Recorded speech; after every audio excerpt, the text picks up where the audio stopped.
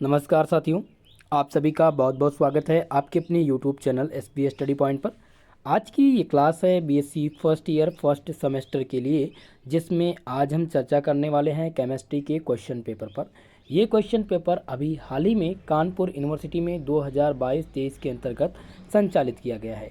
2022-23 के अंतर्गत एनईपी के तहत ये कराया गया। यहाँ पर आप देख सकते हैं एनईपी। अब ये एनईपी क्या है दोस्तों?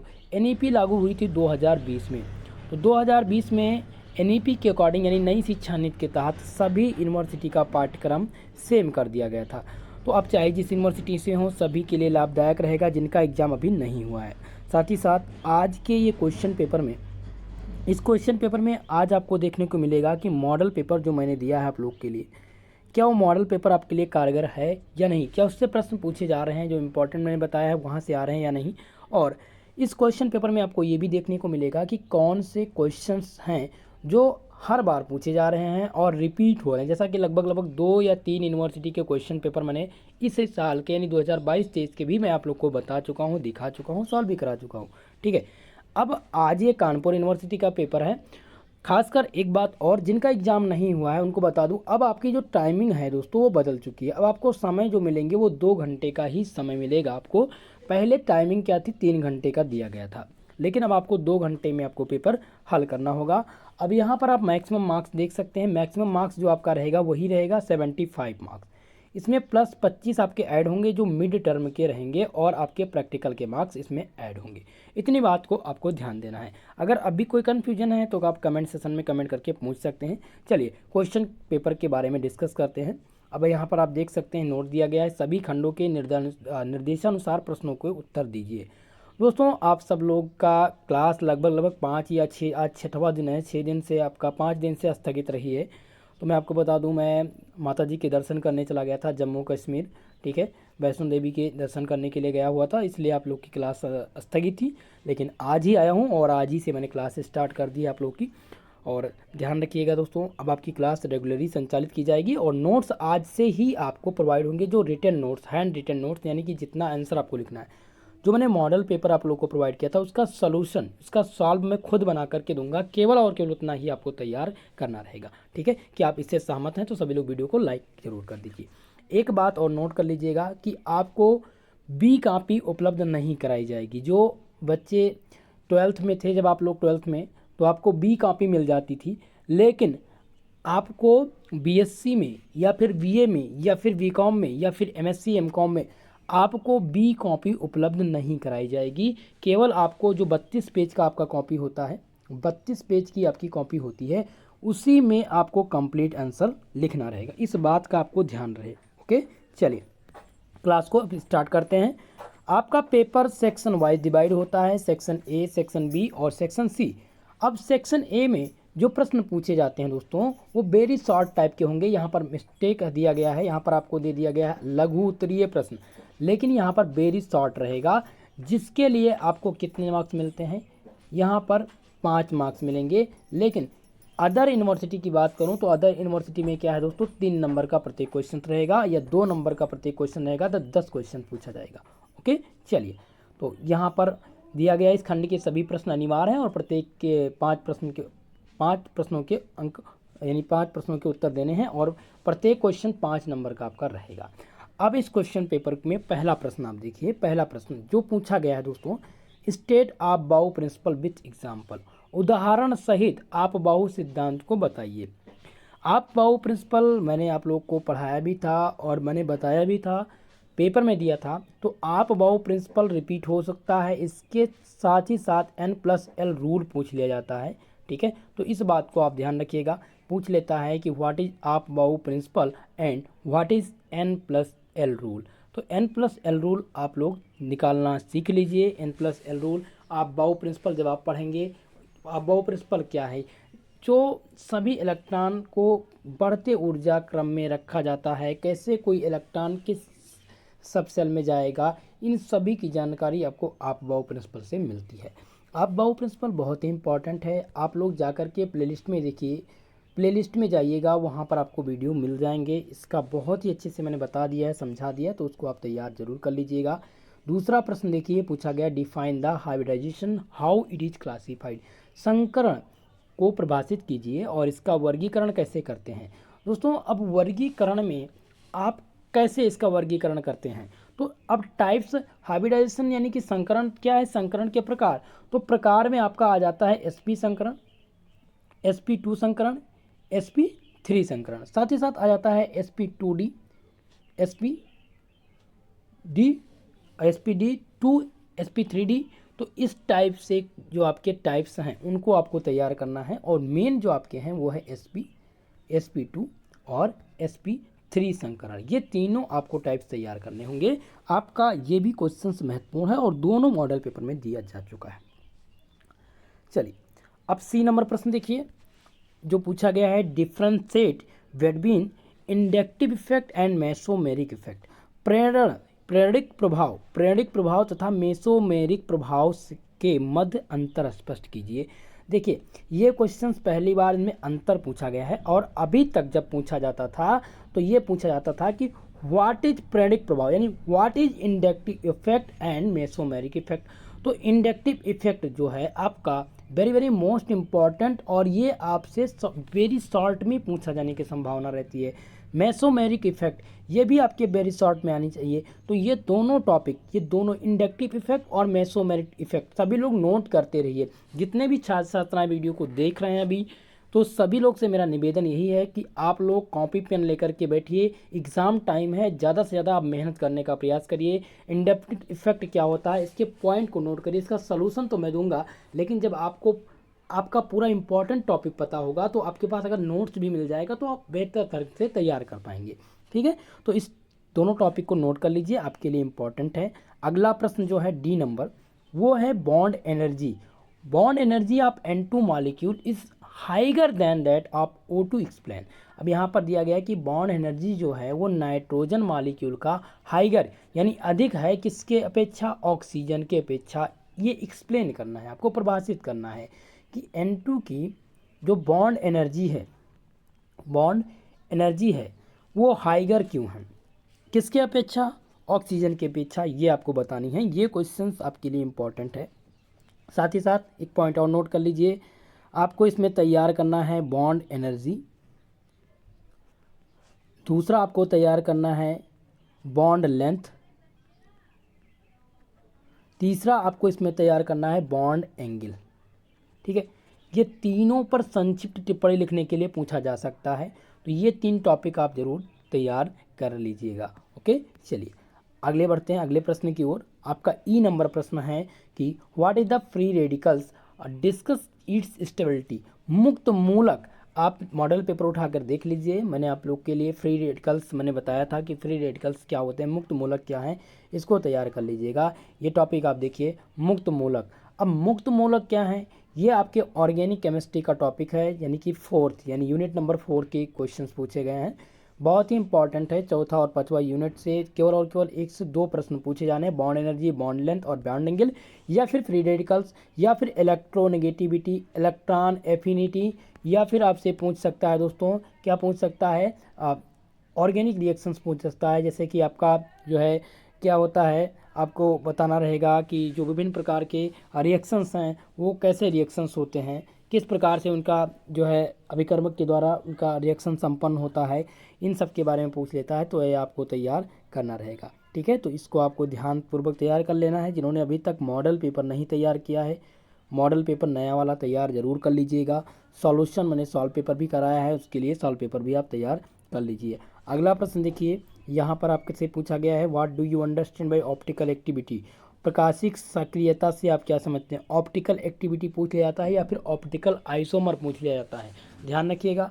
यहाँ पर प्रकाशिक समयता पूछा गया यानी सक्रियता पूछा गया है, तो आपको प्रकाशिक सक्रियता तैयार करनी है। ठीक है, चलिए अब जी नंबर प्रश्न देखिए, यहाँ पर है कि what are the 3 basic components of which a computer is made up of. 3 मुक्त घटक क्या हैं जिनसे कंप्यूटर प्रणाली बनी है। अब यहाँ पर आपको बताएं 3 मुख्य ऐसे घटक, कौन से ऐसे घटक हैं 3 जिनसे कंप्यूटर प्रणाली बनी है, उसके बारे में बताना है। इसमें आपको तैयार करना होगा। पहला प्रश्न आप नोट कर लीजिए, विंडो। विंडो क्या होता है, दूसरा डॉस, तीसरा आपको इसमें तैयार करना है दोस्तों लिनक्स क्या होती है, चौथा पॉइंट आपको इसमें तैयार करना है ALU अर्थमेटिकल लॉजिकल यूनिट, और पांचवा आपको तैयार करना है CPU। और इससे रिलेटेड प्रश्न जो पूछे जाते हैं वो पूछ लिया जाता है प्रोग्रामिंग लैंग्वेज और बाइनरी नंबर सिस्टम। ठीक है, बाइनरी नंबर सिस्टम पूछ लिया जाएगा। और विभिन्न प्रोग्रामिंग लैंग्वेज जैसे कि दो भाषा आपसे पूछ सकता है, कोबाल पूछ लेगा कि what is COBOL programming language, तो आपको तैयार करना है। बाइनरी नंबर सिस्टम बहुत इंपॉर्टेंट है, आप देखेंगे इससे रिलेटेड प्रश्न जरूर पूछे जाएंगे। ओके, अगला प्रश्न जो सबसे इंपॉर्टेंट है और हर बार का रिपीटेड प्रश्न रहा है और इस बार पूछा भी गया है, what are charge transfer complex, give in example. प्रकाश स्थानांतरण संकुलन से क्या है, एक उदाहरण दीजिए। देखिए, चार्ज ट्रांसफर कॉम्प्लेक्स सबसे इम्पॉर्टेंट है, VIP प्रश्न रहा है और हर बार पूछा जाता है, तो इसको आप ज़रूर तैयार कर लीजिएगा। आप सब लोग से मेरा यही निवेदन है कि जितने भी छात्र छात्राएं इस वीडियो को देख रहे हैं सभी लोग लाइक शेयर ज़रूर कर दीजिएगा। और एक इम्पॉर्टेंट बात मैं आप लोग को बताना चाहूँगा कि आप सब लोग कह रहे हैं सर सॉल्व पेपर कराने के लिए, तो आप ध्यान रखिए कि सॉल्व पेपर मेरे कराने से आप तैयार नहीं कर पाएंगे। मेरा प्रयास ये रहता है कि मैं सॉल्व पेपर आप लोग को कराऊं और मैं कराऊंगा भी, जैसा कि अभी इस वक्त है, अभी 28 तारीख से आपकी परीक्षा स्टार्ट होनी है और राजू भैया यूनिवर्सिटी में शायद 29 तारीख को पेपर है। तो मैं आपका केमिस्ट्री का सॉल्व करा दूंगा दोस्तों, model solve paper. Third semester के लिए भी क्लास आपको मिलेगी कल से, जिसमें मैं मॉडल सॉल्व पेपर की चर्चा करूंगा, इंपॉर्टेंट क्वेश्चन सॉल्व ही कराने का प्रयास करूंगा। और मैराथन क्लास रहेगी लगभग पूरे होल सिलेबस की। ओके, सभी सब्जेक्ट की मेरा प्रयास ये रहेगा। जैसा कि बॉटनी का पेपर अभी नहीं हुआ है रज्जू भैया यूनिवर्सिटी में, तो बॉटनी का क्वेश्चन पेपर मैं सॉल्व करा दूंगा। ओके, चलिए अगला प्रश्न देखिए, यहाँ पर पूछा गया है what do you mean by the resonance. अनुनाद से आप क्या समझते हैं, एक्सप्लेन विद सुटेबल एग्जाम्पल। अनुनाद से आपसे क्या तात्पर्य है, उपयुक्त उदाहरण से समझाइए। अनुनाद का ऐसा टॉपिक है जो हर बार एग्जाम में पूछा जाता है।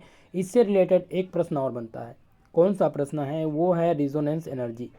रिजोनेंस एनर्जी कि अनुनाद ऊर्जा क्या होती है, दोनों बात को आपको ध्यान रखना है। दोनों मैंने सॉल्व भी करा दिया है, सोल्यूशन भी भेज चुका हूँ। तो अनुनाद क्या है, अनुनाद से क्या तात्पर्य है, एक एग्जाम्पल जरूर आप लोग बताइएगा और अनुनाद ऊर्जा भी तैयार कर लीजिएगा। भाई वीडियो को सभी लोग लाइक कर दीजिए। आप सभी से मेरा यही निवेदन रहेगा कि वीडियो से ज़्यादा से ज़्यादा लोगों में शेयर करने का प्रयास करिए और वीडियो को लाइक जरूर कर दीजिएगा। ओके, अब सेक्शन बी के प्रश्नों की चर्चा करते हैं। सेक्शन बी आपका बहुत ही इंपॉर्टेंट रहता है और इस सेक्शन में आपसे पूछा गया है this section consist of 4 questions, attempt only 1 question each questions करीब 15 मार्क्स। केवल और केवल एक क्वेश्चन इस सेक्शन से करने हैं।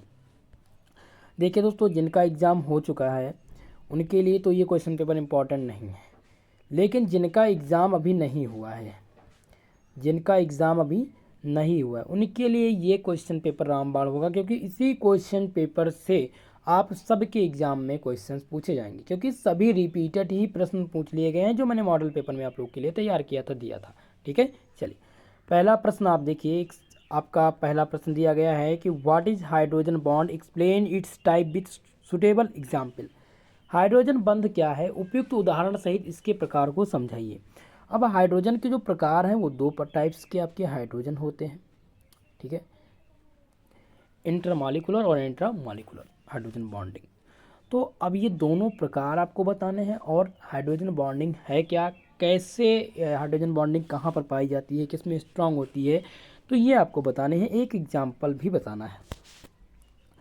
तो ये क्वेश्चंस आप सबके लिए रामबाण है, इम्पॉर्टेंट है, वेरी वेरी मोस्ट इम्पॉर्टेंट कह लीजिए। तो ये आपके लिए ज़्यादा आवश्यक है तैयार करना। दो ये नंबर प्रश्न हाइड्रोजन बॉन्ड का प्रश्न आप नोट कर लीजिए। हाइड्रोजन बॉन्ड क्या होते हैं, इसके टाइप्स, प्रकार, दो प्रकार के हाइड्रोजन बॉन्डिंग होते हैं। एक ही चीज़ और बताना चाहूँगा, जब भी आप आंसर राइटिंग करिए तो आंसर राइटिंग में आपको एक बात खासकर ध्यान रखनी है। जैसे कि जब आप हाइड्रोजन बॉन्ड, यहाँ पर क्वेश्चन देखिए पूछा गया what is hydrogen bond, explain its types, suitable example. तो सबसे पहले आप स्टेप बाय स्टेप इसको 3 स्टेप में इन प्रश्नों को देख लीजिए। पहला स्टेप हो गया हाइड्रोजन बॉन्ड, दूसरा स्टेप हो गया टाइप्स। अब प्रकार की बात करें तो सबसे पहले आप क्या करेंगे, यहाँ पर आप लिखेंगे हाइड्रोजन।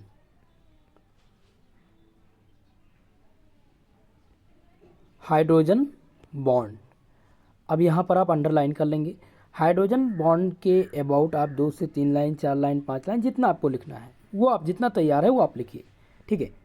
अब इसके बाद में आपको क्या करना है, इसके जस्ट बाद आपको ध्यान रखना है कि आप डालेंगे हेडिंग, दूसरी जो हेडिंग आप डालेंगे वो टाइप्स के बारे में डालेंगे, प्रकार। अब जब प्रकार टाइप्स आप हाइड्रोजन बॉन्ड, ठीक है, आप जब हाइड्रोजन बॉन्ड डालेंगे टाइप्स, इसको अंडरलाइन करिए। अब दोनों टाइप्स के नाम, पहला हो गया इंट्रामॉलिक्यूलर हाइड्रोजन बॉन्डिंग और इंटरमॉलिक्यूलर हाइड्रोजन बॉन्डिंग, 2 डाल दीजिए। अब तीसरा हेडिंग भी आपको डालना है। अब तीसरी हेडिंग में जो आप डालेंगे वो डालेंगे इंटरमॉलिक्यूलर हाइड्रोजन बॉन्ड, ठीक है। अब इंटरमॉलिक्यूलर हाइड्रोजन के बॉन्ड के अबाउट आप जितना लिख पाएँ, जितना भी आपको तैयार है, जितना आता है वो लिखिए। चौथी हेडिंग में दूसरे टाइप्स के बारे में, और 5वीं हेडिंग आप एग्जाम्पल है। इस तरह से जब आप लिखेंगे तो आपको कंप्लीट मार्क्स मिलेगा अगर आपकी राइटिंग अच्छी है। देखिए, राइटिंग पर भी नंबर मिलता है, साफ सुथरा अगर आप कॉपी लिख रहे हैं तो आपको कंप्लीट मार्क्स मिल सकता है। इतनी बात आप ध्यान रखिएगा। जिस प्रकार से मैंने आपको स्टेप बाय स्टेप लिखने की बात कही है उसी प्रकार से आप पेपर लिखिएगा। हालांकि इस पर मैं एक क्लास लाने वाला हूँ, एक वीडियो बनाने वाला हूँ जल्द ही कि कैसे आपको कॉपी में लिखना है। ओके, बी नंबर देखिए प्रश्न, state the Fajan rule, what are the consequence of polarization, explain. Fajans नियम को बताइए और ध्रुवीकरण के परिणाम क्या होते हैं ये समझाइए। फजान्स रूल सबसे इम्पॉर्टेंट है। फजान्स रूल हर बार पूछा जाता है, और पोलराइजेशन और पोलराइजेबिलिटी ये दोनों टॉपिक भी तैयार करना है, ठीक है। पोलराइजेशन यानी ध्रुवण, और दूसरा है पोलराइजेबिलिटी, पोलराइजेबिलिटी, ये दोनों तैयार करना। 3 क्वेश्चंस आपके यहाँ से तैयार हो जाएंगे। जब आप फजान्स रूल पढ़ेंगे तो आपको पोलराइजेशन पता हो जाएगा, पोलराइजेबिलिटी पता हो जाएगा। तो इस नियम को जानने के लिए आप लिस्ट में जाइए, लिस्ट के केमिस्ट्री के सेक्शन में जाइए, बेसिक फर्स्ट ईयर केमिस्ट्री, वहाँ पर आपको फजान्स रूल बहुत ही अच्छे से, पोलराइजेशन क्या होता है, पोलराइजेबिलिटी क्या होती है, कैसे आप किसी भी जो ध्रुवीकरण है उसका बढ़ता हुआ क्रम कोई भी अणु का दे दिया जाए कैसे लगाएंगे, तो ये सारी चीज़ें आपको समझ में आ जाएगी। बस आपको एक क्लास देखनी पड़ेगी, इंपॉर्टेंट है आपके लिए, ठीक है। और लगाकर पूछा गया है। तीसरा प्रश्न दिया गया, explain any 4 of the following, इनमें से, इन 4 में से आपको क्या करना है, उत्तर देना है। इनमें से किसी 4 के उत्तर आपको देने हैं। अब पहला प्रश्न देखिए, क्लीथ्रेट्स। क्लीथ्रेट्स जो है ये आपका इंपॉर्टेंट है। क्लीथ्रेट्स पर संक्षिप्त टिप्पणी लिखने के लिए पूछा गया, शॉर्ट नोट। आप मॉडल पेपर उठाकर देखेंगे तो वहाँ पर आपसे पूछा गया है, और ये रिपीटेड है दोस्तों। आपको बता दें ये प्रश्न आपका रिपीटेड है, तो आपके एग्जाम में पूछे जाने की पूरी संभावना है। बी नंबर सेक्शन है वंडर वाल फोर्स। तो वंडर वाल फोर्स आपसे पूछा जाता है, वेरी मोस्ट इम्पॉर्टेंट। तो इस क्वेश्चन को आप तैयार कर लीजिएगा। वंडर वाल फोर्स क्या होते हैं, इसके प्रकार आपको ध्यान देने हैं, टाइप्स कितने हैं, और टाइप्स में आप 4 प्रकार के टाइप्स देखेंगे, लंदन फोर्स देखेंगे आप, और डाइपोल इंटरेक्शन देखेंगे। तो इस प्रकार से आप टाइप्स को भी तैयार करना है। और जो आपका सी नंबर है वो है स्क्रीनिंग इफेक्ट, जिसे क्या कहते हैं, स्क्रीनिंग प्रभाव कहते हैं। तो स्क्रीनिंग इफेक्ट आपके लिए बहुत ही इंपॉर्टेंट है, very most important IMP questions हैं। तो इनको आपको ध्यान देना है, स्क्रीनिंग प्रभाव के बारे में। ओके, अब डी नंबर देखिए। डी नंबर पूछा गया था द्विध्रुव इंटरेक्शन, यानी द्विध्रुव अंतरक्रिया। तो डी नंबर प्रश्न जो है आपके लिए बहुत ही महत्वपूर्ण है, द्विध्रुव अंतरक्रिया। इसको आपको क्या करना है, ये आपके जो वांडर वाल फोर्स हैं, ठीक है, वांडर वाल बल हैं, उनके प्रकार के बारे में पूछा गया है। तो ये आपको तैयार कर लेना है, बहुत ही इंपॉर्टेंट प्रश्न रहेगा।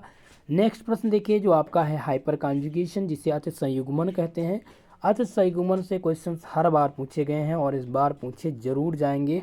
तो आप इस क्वेश्चन को तैयार जरूर कर लीजिएगा, हाइपर कॉन्जुगेशन का, अर्थ संयुग्मन का, क्योंकि ये आपके एग्जाम में पूछा जरूर जाएगा, ठीक है। अवध यूनिवर्सिटी के छात्र छात्राओं के लिए इंपॉर्टेंट है। फिर वीर बहादुर पूर्वांचल यूनिवर्सिटी के लिए वेरी मोस्ट इम्पॉर्टेंट।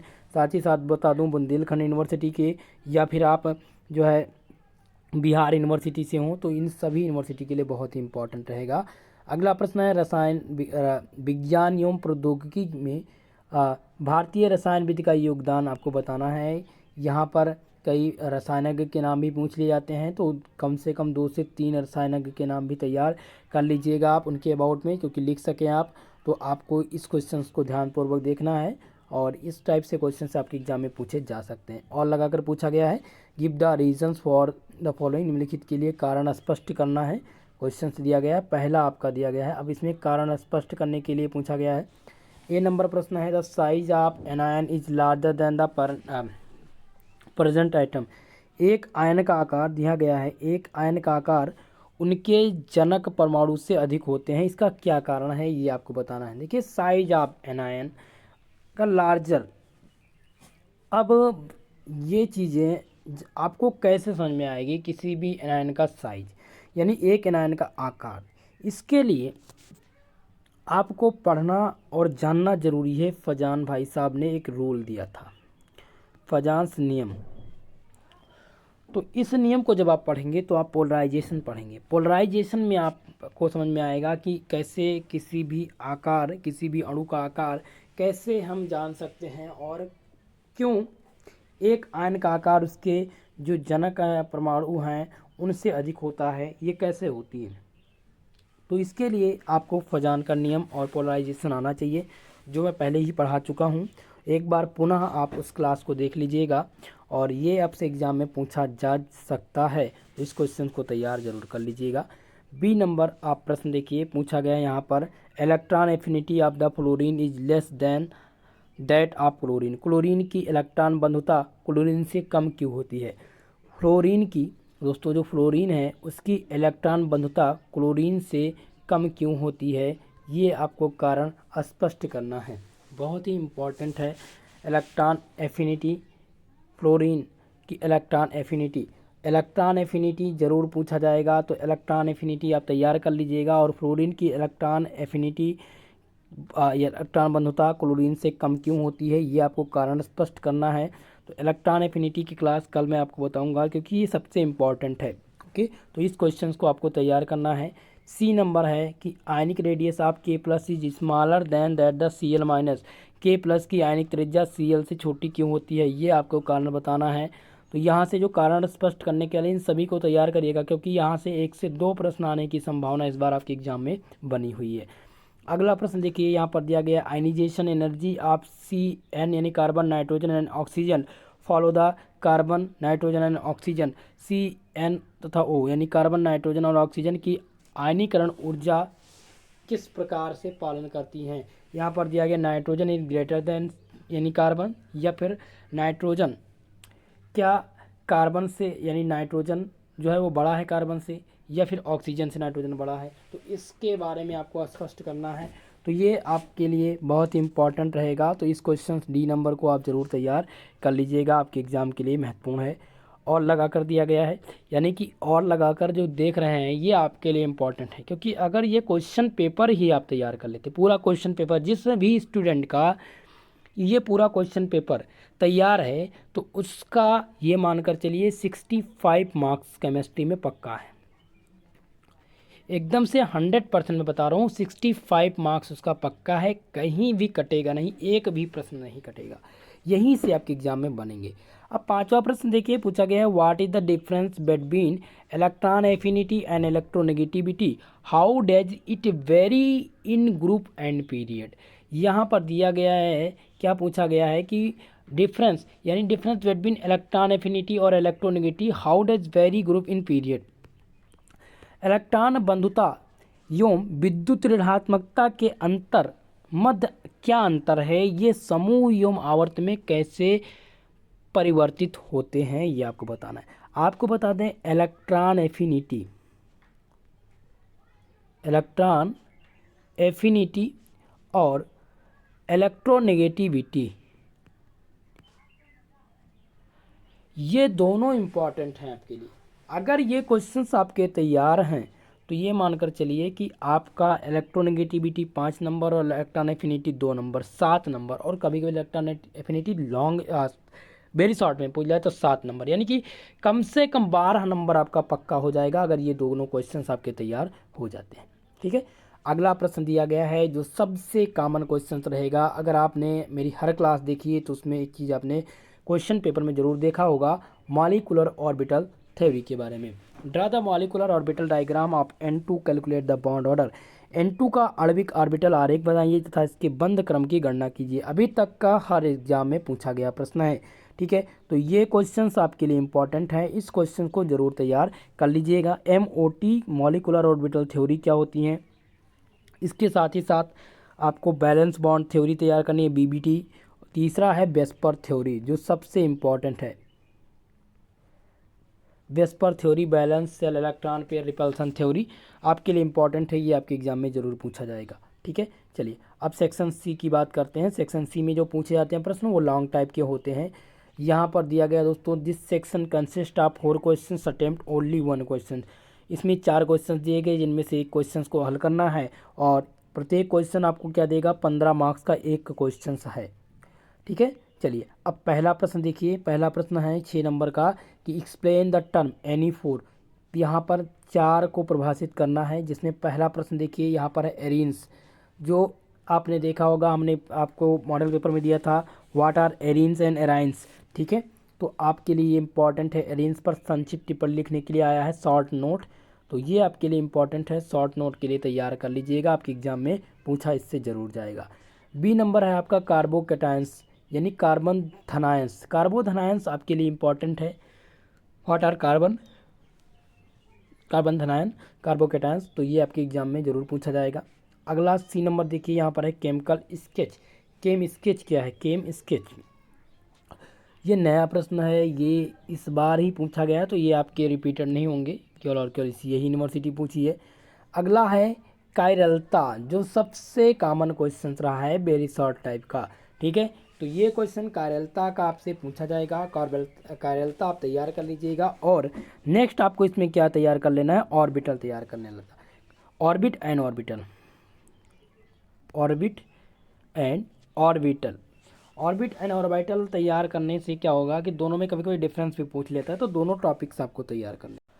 दूसरा प्रश्न इसमें है what do you understand by the conformational analysis, draw the various conformations of n butane, explain why lift conformation of ethane is less stable than the scalded conformation. देखिए समरूपण जो है आपका, ये सबसे इम्पॉर्टेंट है, समरूपण पूछ लिया जाता है और हमेशा कन्फॉर्मेशन जब पूछा जाएगा तो या तो एन ब्यूटेन का पूछा जाएगा या साइक्लोहेक्सेन पूछा जाएगा। अब ये क्वेश्चंस आपके एग्जाम में सेम नहीं आएगा, हो सकता है सेम ही रिपीट हो, लेकिन ज़्यादातर संभावना ये रहेगी पूछ लेगा what do you understand by the conformation and discuss the conformations of n butane यानी एन ब्यूटेन, और दूसरा आपको दे देगा साइक्लोहेक्सेन।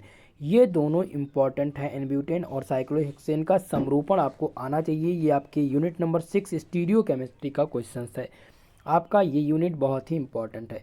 7वां प्रश्न आपके लिए इम्पॉर्टेंट है, BIP प्रश्न है, तो इसको आप तैयार जरूर कर लीजिएगा, ये आपके एग्जाम में मिलेगा आपको, ओके।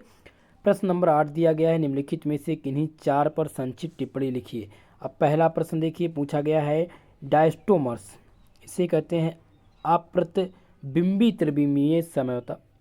तो डायस्टोमर्स आपके लिए इंपॉर्टेंट है, डायस्टोमर्स एंड एंटेनोमर्स, ये दोनों प्रश्न आपके एग्जाम में पूछे जाते रहते हैं। तो ए नंबर आपको डायस्टोमर्स तैयार करना है और एंटेनोमर्स आप नोट कर लीजिए, एंटेनोमर्स,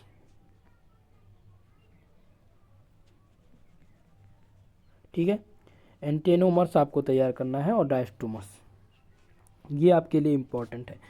बी नंबर है आपका न्यूक्लियोफाइल्स, नाभिक स्नेही क्या है, नाभिक स्नेही आपके लिए इम्पॉर्टेंट है और ये सेक्शन आपके लिए बहुत ही इम्पॉर्टेंट है। देखिए कानपुर यूनिवर्सिटी के जो भी छात्र छात्राएं थे उनके लिए बता दूं, बहुत ही आपका अच्छा पेपर आया था। अच्छा पेपर इसलिए भी आया था क्योंकि आपके होल सिलेबस से जितने भी इम्पोर्टेंट प्रश्न थे वो सभी पूछ लिए गए हैं, और करना आपको एक प्रश्न है, लेकिन हर सेक्शन में 4 से 5 प्रश्न पूछे गए, इनमें से आपको चूज करके लिखना था। अब क्या होता है कि जो अदर यूनिवर्सिटी में प्रश्न पूछे जाते हैं वो केवल और केवल 2 से 3 प्रश्न पूछे जाते हैं, 2 प्रश्न, जैसे कि आप सेक्शन सी की बात करूँ 4 से 5 प्रश्न पूछे जाते हैं सेक्शन सी में, 4 प्रश्न माफ करिएगा, 4 प्रश्न पूछे जाते हैं। अब इन 4 में से 2 का आपको उत्तर देना रहता है। अदर यूनिवर्सिटी में जो शॉर्ट यानी कि सेक्शन बी की बात करूँ तो सेक्शन सी में बी में आपके 9 प्रश्न पूछे जाते हैं, जिनमें से आपको 5 का आंसर देना रहता है। लेकिन यहाँ पर क्या है कि यहाँ पर 5-5 प्रश्न पूछे गए, जिनमें से आपको एक ही प्रश्न हल करने हैं। ठीक है, तो आपके लिए इंपॉर्टेंट रहा होगा, जिनका होल तैयार था, जिनका मॉडल पेपर तैयार रहा होगा, उनका पेपर बहुत ही अच्छा गया होगा, ये मैं कह सकता हूँ, क्योंकि पेपर देखने के बाद पता चलता है। ओके, अगला प्रश्न देखिए, यहाँ पर है परमुटेशन एंड कम्बिनेशन, क्रमचय और संचय क्या होते हैं, क्रमचय और संयोजन, ये आपसे एग्जाम में पूछ लिया जाता है। इसके साथ ही साथ आपको एक तैयार करना होगा लॉग का प्रश्न, लॉग का कम से कम 1 से 2 प्रश्न आएगा आपके एग्जाम में, तो ये आपके मैथमेटिकल कॉन्सेप्ट का है। अगला प्रश्न जो आपके लिए इंपॉर्टेंट है, E and Z nomenclature, E and Z nomenclature पूछा जाता है। E Z system of E and Z system of nomenclature क्या है, एंड जियोमेट्रिकल आइसोमेरिज्म। ठीक है, तो ई और जेड और आर एंड एल एस, ठीक है, आर एल एस जो आपका है ये तैयार कर लीजिएगा। हालांकि आपको ई एंड जेड जरूर तैयार करना है, ई जेड पूछा जाता है। इनमें आपको क्या तैयार कर लेना है, जियोमेट्रिकल आइसोमेरिज्म तैयार कर लेना है, ऑप्टिकल आइसोमेरिज्म तैयार कर लेना है, एन ब्यूटेन यानी कि conformation of n butane and cyclohexane तैयार कर लेना है। ओके, चलिए ई नंबर प्रश्न देखिए, पूछा गया है फिशन ऑफ कोवेलेंट बॉन्ड, सहसंयोजक बंधों में विखंडन किस प्रकार से होते हैं, ये आपको बताने हैं, बहुत ही इंपॉर्टेंट है। अगला प्रश्न आप देखिए, एफ नंबर है डाइपोल मोमेंट से द्विध्रुव आघूर्ण, द्विध्रुव आघूर्ण आपके लिए इंपॉर्टेंट है, ये आपकी यूनिट नंबर 1 का प्रश्न है, molecular polarity and weak chemical forces का, जहां से बहुत ही ज़्यादा प्रश्न पूछे जाते रहते हैं, तो इस क्वेश्चन को आपको तैयार करना है। अब फिर देखिए और लगा कर पूछ लिया गया है, जिसमें आपको मिल जाएंगे ए नंबर प्रश्न, right the binary equivalent of the number 6, 6 and 10, संख्या दिया गई है, इसका बाइनरी समकक्ष आपको लिखना है। तो बाइनरी नंबर सिस्टम इंपॉर्टेंट है, कंप्यूटर सिस्टम का प्रश्न रहा है, ये आपके एग्जाम में जरूर आएगा, तैयार आप कर लीजिएगा। अब आप यहाँ पर सेक्शन बी, आप बी नंबर प्रश्न देखिए, व्हाट डू यू पूछ लिया गया है, क्या पूछा गया है दोस्तों कि what do you understand by the operating system, how it classified, operating system से आप क्या समझते हैं, इसका वर्गीकरण कैसे किया जाता है, ये आपको बताना है। ये क्वेश्चंस आपका बीबीआईपी प्रश्न है, वेरी वेरी मोस्ट इंपॉर्टेंट, तो इसको आपको तैयार कर लेने हैं। ऑपरेटिंग सिस्टम क्या होते हैं, विंडो क्या होते हैं, लिनक्स क्या होते हैं, डॉस क्या है, इंटरनेट क्या है, ये आपको तैयार कर लेना है। ओके, चलिए अगला प्रश्न सी नंबर है, state various application of internet, internet के विभिन्न अनुप्रयोगों के बारे में बताइए, बहुत ही इंपॉर्टेंट है, इम्पॉर्टेंट। अब देखिए सेक्शन, अब इस प्रश्न को देखिए, मुझे हंसी तो इस बात के लिए आ रही क्योंकि एग्जामिनर ने जो आपके लिए प्रश्न तैयार किया है वो इस प्रकार से तैयार किया है कि कोई भी बच्चा अगर एक यूनिट उसका अच्छे से तैयार रहा होगा तो उसको सीधे सीधे कितने नंबर मिल रहे हैं, 15 नंबर मिल रहे हैं, अगर कोई भी यूनिट अच्छे से तैयार। अब देखिए जैसे कि सेक्शन सी की बात मैं करूं, अब इसमें केवल एक ही प्रश्न हल करने हैं और 5 प्रश्न दिया गया है, और जो प्रश्न पूछे गए हैं हर, जैसे यहाँ पर देखिए ये क्वेश्चन नंबर कौन सा है, ये आपका दिया गया है 8 नंबर प्रश्न। अब 8वें प्रश्न में देखिए और लगाकर जो पूछा गया है ये सभी प्रश्न आपको कंप्यूटर सिस्टम से मिल रहे हैं। पहला प्रश्न आपका बाइनरी नंबर सिस्टम कंप्यूटर, दूसरा ऑपरेटिंग सिस्टम आपका कंप्यूटर से पूछा गया है, तीसरा जो आपका पूछ लिया गया है वो various application of internet application. अब ये 3 जिनका भी इंटरनेट यानी कंप्यूटर सिस्टम, जिनको कंप्यूटर के बारे में बेसिक नॉलेज है, उनका 15 नंबर तो यहीं पर पक्का हो जाएगा। तो इस प्रकार से ये मॉडल पेपर आपने देखा कि ये मॉडल पेपर आप सबके लिए बहुत ही इंपॉर्टेंट है, जितने भी प्रश्न दिए गए हैं ये सभी आपके लिए इंपॉर्टेंट हैं, वेरी वेरी मोस्ट इम्पॉर्टेंट। ऐसा क्वेश्चन पेपर अभी तक किसी भी यूनिवर्सिटी ने नहीं बनाया है, केवल और केवल कानपुर यूनिवर्सिटी में ऐसा क्वेश्चन पेपर आया है जिसमें पूरे सिलेबस से, होल सिलेबस से लगभग 2 से 3 प्रश्न पूछ ही लिए गए हैं, और जिनमें से आपको एक ही प्रश्न हल करना था। तो जिनका एग्ज़ाम नहीं हुआ है पूरा ये पेपर ही तैयार कर लीजिए और कुछ मत पढ़िए, केवल ये पेपर तैयार कर लीजिए, और जो एक्स्ट्रा बातें थी वो मैंने बताया था, और मॉडल पेपर तैयार कर लीजिए। मुझे लगता है कि आपका जो 75 नंबर पक्का मैं बता रहा हूँ ये 100% पक्का हो जाएगा अगर आप इस क्वेश्चन पेपर को और मेरे मॉडल पेपर को तैयार कर लेते हैं। ठीक है, इसका ये क्वेश्चन पेपर आपको टेलीग्राम पर मैं आज ही प्रोवाइड करा दूंगा, ताकि आपसे आज से ही आप लोग अपनी तैयारी में लग जाइए, समय कम है और अच्छे से आपको तैयार करना है।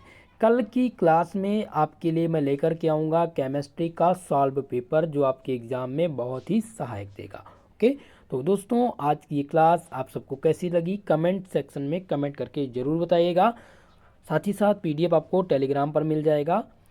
दोस्तों वीडियो को लाइक कर दीजिएगा और अभी तक अगर आपने चैनल सब्सक्राइब नहीं किया है मेरे प्यारे दोस्तों तो चैनल को सब्सक्राइब जरूर कर लीजिएगा। ओके, आज के लिए बस इतना ही, मिलते हैं नेक्स्ट वीडियो में। तब तक के लिए जय हिंद जय भारत।